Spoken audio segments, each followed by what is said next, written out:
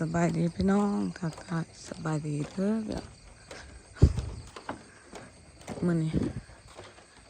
ไปห้องหมอเนาะพี่น้องพาลูกสาวไปห้องหมอไข้พ่อเพิ่นมาเอากระปะมันขี่แล้วก็มันก็หากเนาะกินนมบ่ได้พ่อเพิ่นกระปะอยู่ทางหน้าบ่สิเอาไปห้องหมอพี่น้องขี่ตั้งแต่เมื่อคืนนี่จนค่อยบ่ได้นอน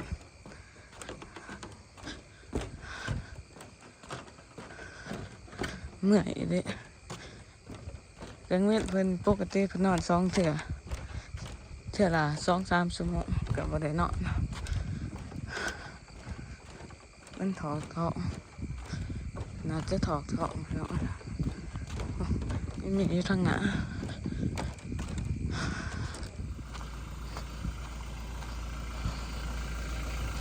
เอาขึ้นทางหลังซะมิตรผ้าห่ม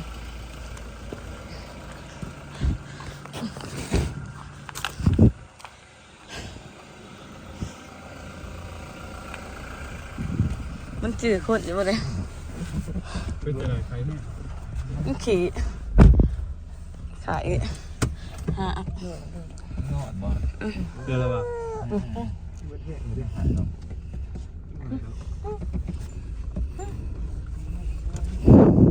เอาอันนี้ออกเลยมันถือสิขายนะบ่เหมาะเลยพี่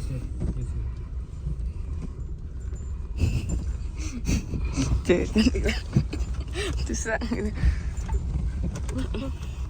ให้หมอแข็งเลยบ่ไปแค่ซะอุ้ยมันใส่บ่ได้คือว่าใช่แล้วใส่หรอว่ามันทางมันอยากใส่กับใส่ข้างนอก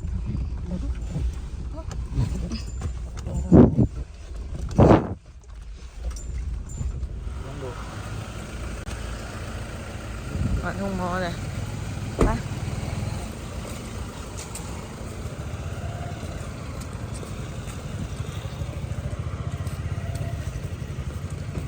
ไปว่ายางไกลพุ่นเหรอฮะก็นอนแต่ว่า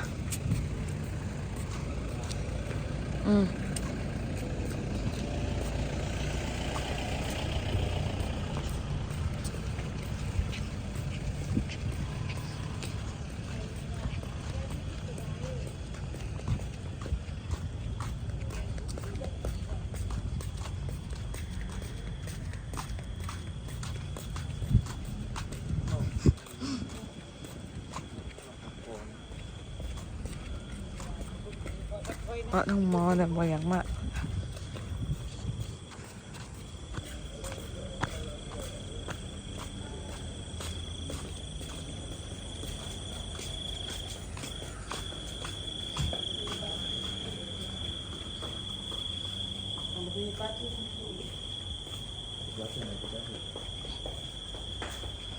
เนี่ย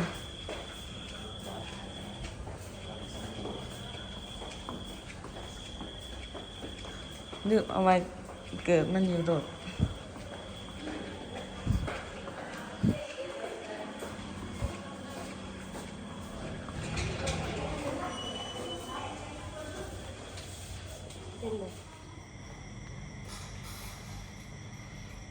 พี่น้องตอนนี้ก็แพทย์หมอเพิ่นก็ใส่น้ำให้เนาะพี่น้อง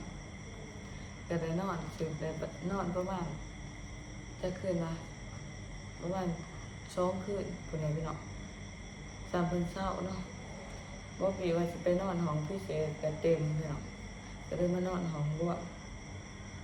เพิ่นขี้พี่น้องใส่น้ำทุ่งหมดง่ายตอนนี้พ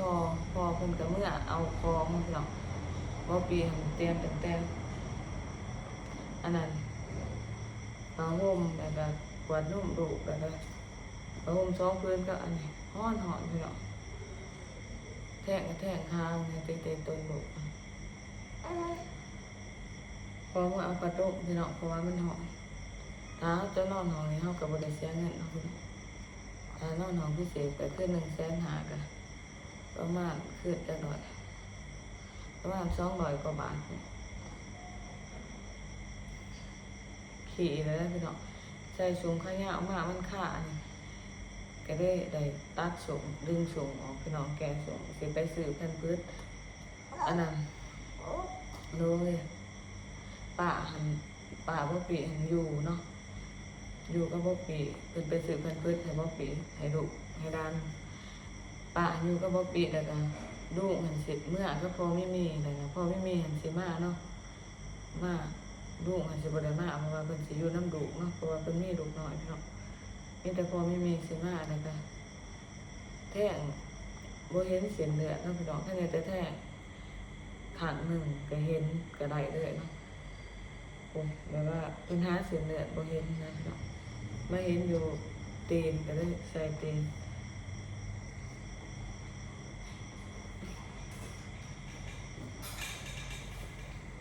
เพิ่นไอเพิ่นหาพี่น้องมาไอมีแต่ไอแล้วก็หาบ่เคยเป็นจังซี่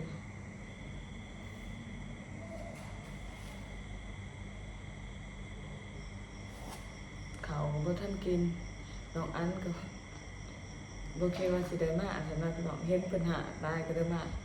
เป็นคืนอันนั้นยังวะเป็นคืนเพิ่นหาใส่ผ้าห่มประมาณ3 คืนพี่น้องเวลาเพิ่นกินเพิ่นก็กินแล้วเพิ่นก็หาเพิ่นอยากแต่ว่ากินเวลากินเข้าไปก็หาออกคือมาก็ใส่ยา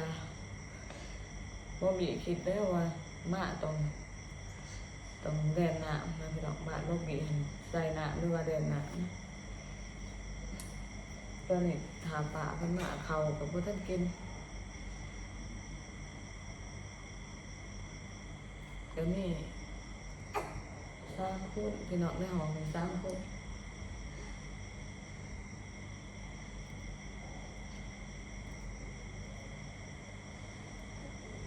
นอนก็นอนบ่เอง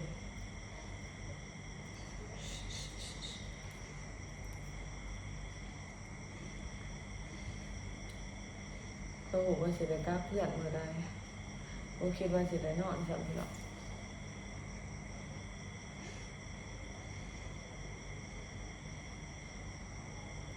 หลังจากที่ไข่ตอนนั้นก็ไข่ไอแล้วก็เศร้าแล้วก็เป็นหวัดแล้วก็เศร้านะพี่น้องไปหาอยู่คลินิกก็เศร้าพ่อแบบว่าเศร้าได้มื้อหนึ่งมื้อที่2ก็บ่ได้มาเป็นพวกมาไม่แห้งพวกมาเศร้าเมื่อยเป็นพวกมันก็ให้ยาลดไข้นะแต่ว่ามีไข้น้อยหนึงพี่น้อง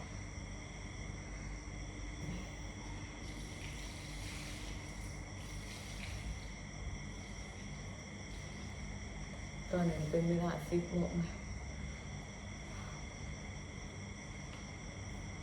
เมื่อยมาดกเพิ่นหอบเนาะไอตอนนี้ก็ไอจนหอบหอนพี่น้อง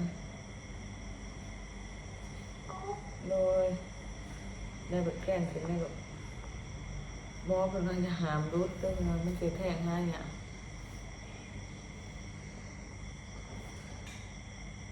ตับเด้อลูกสิขี้ขาดปานนั้นเด้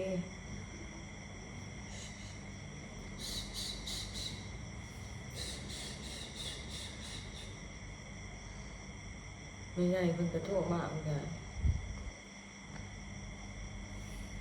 ฝากเพิ่นไปซื้อแพมเพิร์สจ้ะบ่เคยคิดว่าสิเอาลูกมาหมอแข็งเนาะบ่เคยคิดจับได้มาฉุกเฉินบ่ทันได้นอนแต่เหิงไง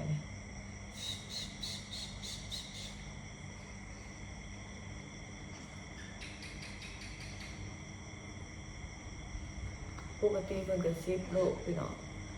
มาเดือน8 โลหาเพิ่นหาได้อวกได้บ่ได้กินอีหยังหรอกพี่น้องบาดเพิ่นอยากเป็นเนาะเล็กน้อยแถวบ้านบ่เป็นได้ทางข้างนี่เพิ่นก็แดนน้ำคือกันเล็กน้อยสงสัยไข้แล้วสิก็เนี่ยนี่ก็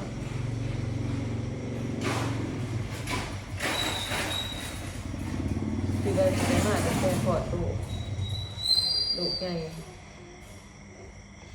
เนี่ยเอาเด้อ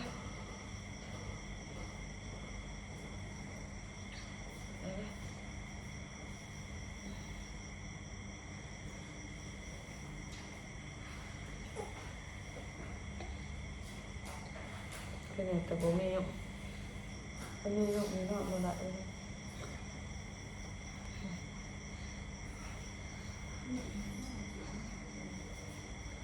เป็นยังไงร่วงทองบ่โอ้กันหา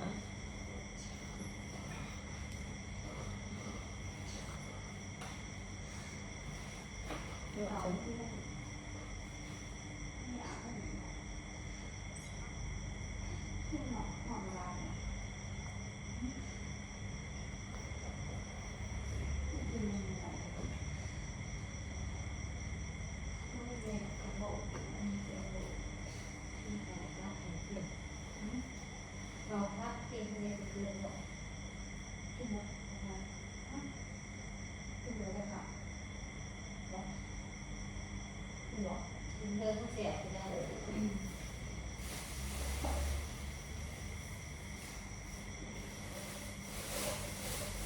จังเป็นใหญ่ได้เมื่อยนะ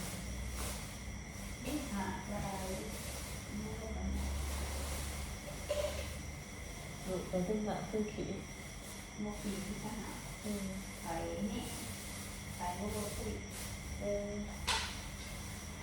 อะไรเป็นเหมือนนะ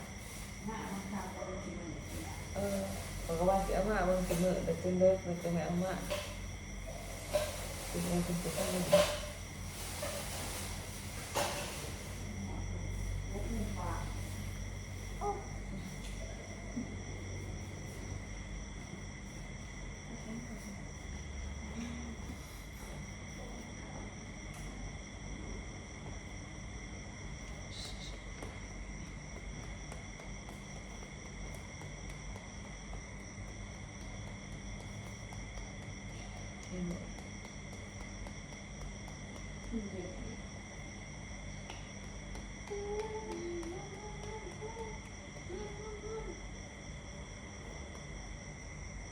จนจีกสูง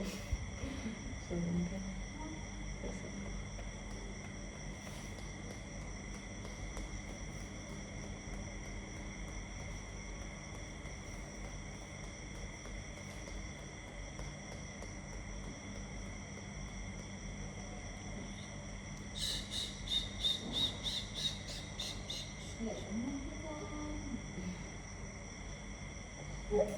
โอ้ย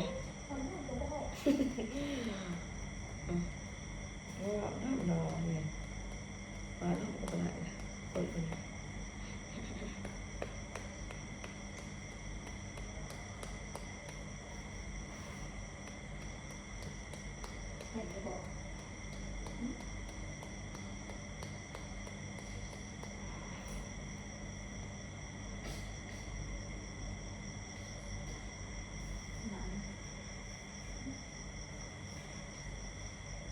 นี่หมดแล้ว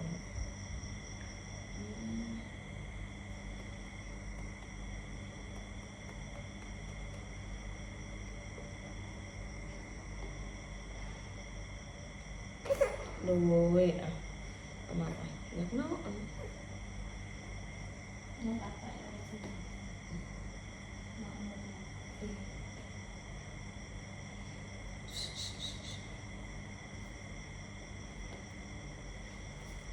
น่าจะเสีย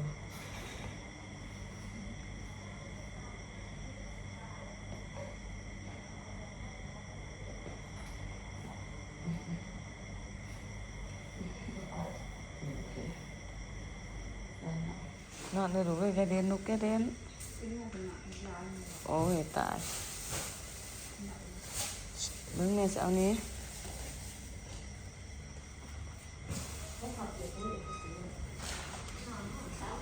นอนนี่ก็คนหนูเด้อมันกับนอนแห้งพี่น้องเอ้ยลูกค่ะห้องกลางเว้นก็ไปได้นอนกลางเว้นมันนอนร่วมเบิดมือบ่พอชั่วโมง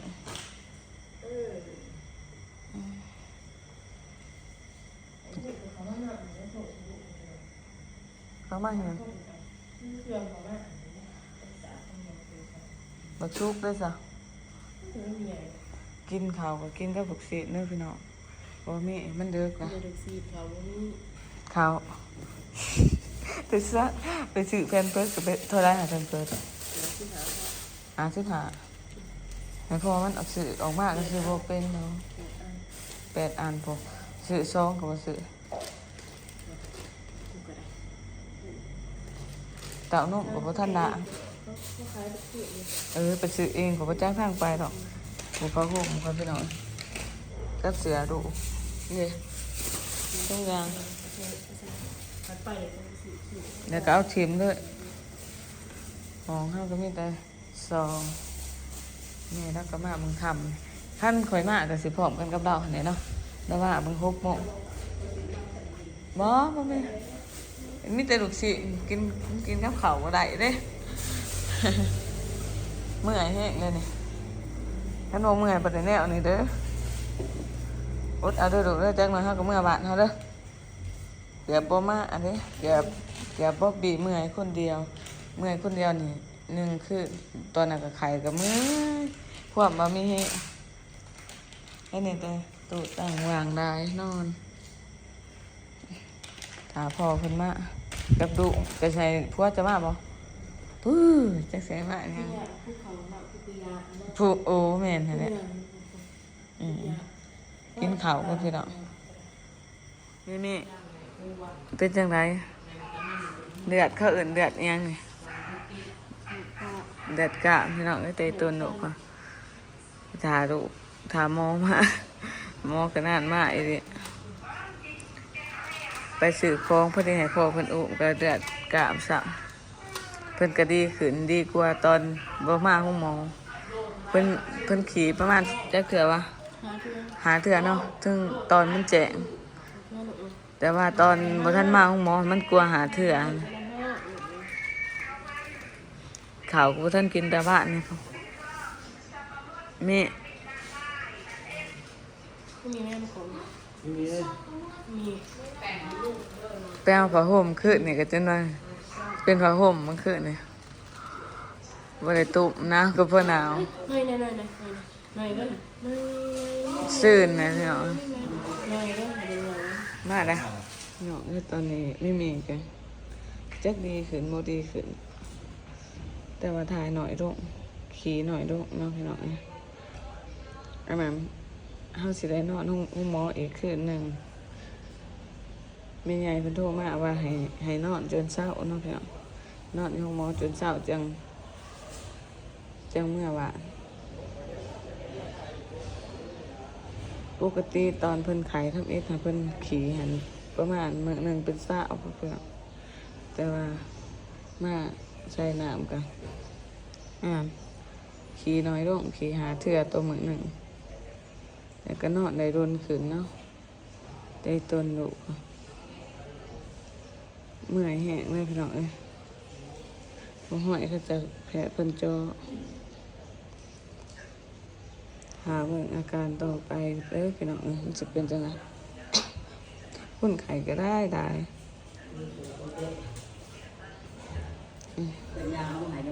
หายแล้วจะไปแล้วเรื่องตัว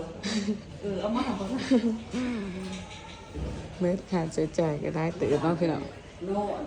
มืดประมาณ 4,000 กว่าบาทจ้ะ2 ล้านจังหวัดนะเอาจะเตียว2 ล้านก็ประมาณ 4,000 3,000 กว่าไอ้ต้นมีไอในแล้วนี่พี่น้องเดือดมันบ่ได้ก็ได้ตัดอันนี้ออกเนาะบ่บีผ้าเพิ่นไปหาแพทย์2-3 เทื่อช่วงใช้มันเดือดกะก็ได้ถอดออกแล้วก็หมอให้เบิ่งนอนเบิ่งอาการต่อไป